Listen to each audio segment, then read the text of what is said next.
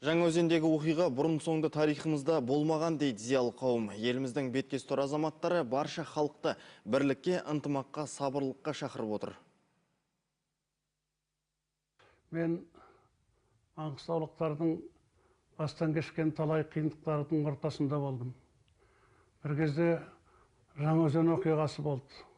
Ол нағыз отаршылдықтың, бодандықтың астамсыған күндер еді.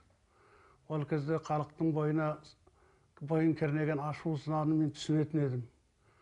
Сондықтан ол кездегі мен бұл кездегі бәрі бірдей емес. Біздің халқымыздың күткен тәуелсіздігін көріп отырмыз. Жеткен жеңістеріне көріп отырмыз. Бұл жолы мына Маңғыстау өлкесінде өткен жылдардың ішінде қайтып өзгеріп жатқанын біліп көріп жатырмыз. Бір өзеннің басында қанша мектеп салынды. Бір өзеннің басында қанша балалар бақшасы салынды. Қаланың өзінде қаншама үлкен өзгерістер бар. Ал облыстың көлемінде үлкен-үлкен құрылыстар жүріп жатыр. Жақында ғана мынау Түркмен Қазақстан темір жолы бітті. Бұндай істер аман болса әлі де істеледі. Аман болса мынау еңбек дауы дейтін кейбір жекелеген ұжымдардағы еңбек даулары шешіледі. Бұл жөнінде ел президенті кеше сөйлеген сөзінде айтты. Жалпы біз барлық шешілмеген қиын мәселелерді шешкіміз келсе, оны ойласып істеуіміз керек. Ақылдасып істегендерің жөн болады.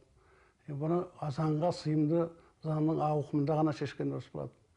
Жалпы бұл іске де енді құқық қорғау органдары өзінің бағасын бере жатар.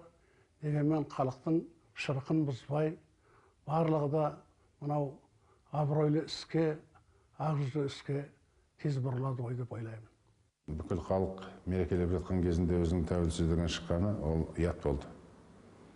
Әрине бұл жерде көре алмаушы кейбір шетелдегі саяси күштер де осыған араласты ма деп мен ойлаймын. Өйткені дәл сол күні, сол мезетте осындай істеу қандай қажеттілігі барады. Қазақ халқы бұрыннан өзі сабырлы, байыппен қимылдайтын халық, сондықтан мына Жаңаөзендегі жағдайға байланысты менің айтарым, азғырушыларға ермеу керек, сабырлық сақтау керек, сөйтіп барлық мәселені бейбіт жолмен шешу керек. Біз қазағымыз бірлікпен күштіміз, өзі аз халықпыз. Ол бірлігімізді біз күнделікті көзіміздің қара несіне сақтап отыруға тиістіміз. Ал енді сонымен қатар біз осы 20 жылдыққа өзіміздің тәуелсіз Қазақстанның халқымыздың бірлігін әлемге паш етеміз деп отырдық. Паш етіп те жатырмыз. Ал енді соның ішінде мынандай бір адам көңіліне сыймайтын нәрсе болғаны бізге көңілімізде дұрыс шықпай отыр. Ал енді осы жерде мен ойлап отырмын, бүкіл мемлекетте тура ақпарат бару керек, бүкіл халыққа, бүкіл әлемге, кейбір осы бұқара ақпарат құралдарда ойбай, анау бопты, ойбай, мынау бопты деп жан-жаққа тараптымыз. Еш жаққа тараған жоқ бұл. Бұл бірақ қана қаланың проблемасы, бірақ қана сол ұжымның проблемасы. Ол проблеманы әрине әкімшілік бар, сол компанияның басшылары бар, сол жердегі прокуратура бар, заңды түрде қоғамдық ұйымдар бар, партиялар бар. Сол жерде ол мәселені шешу керек. Жаңаөзенде қиналған азаматтар шыққанда болуы мүмкін. Бірақ соған қарамастан қан төгіске бармау керек еді. Қан төгіс деген сөз ол ел үшін жақсы зат емес. Елдің бірлігі, елдің біргестескен тірлігі ғана елімізді алға алып барады. Біздің ақбоз сәйгүлігіміз әлемнің көзіне түсе бастаған кезде іргемізді өзіміз шайқамауымыз керек. Бізге ынтымақ керек, бізге береке керек, бізге қазақтың қабағына қазақ қарап тұрып сүйсінетін құрмет керек. Бауырлық керек, туыстық керек. Ол үшін ең парасатты дүние ұлттық биікке көтеріліп, ұлттық тұрғыдан сабырға жүгінетіндей ақылға ерік беруіміз керек деп ойлаймын. Жастарға сырттан келген біреулердің үгіт насихаты өтеді ғой деп ойлаймын.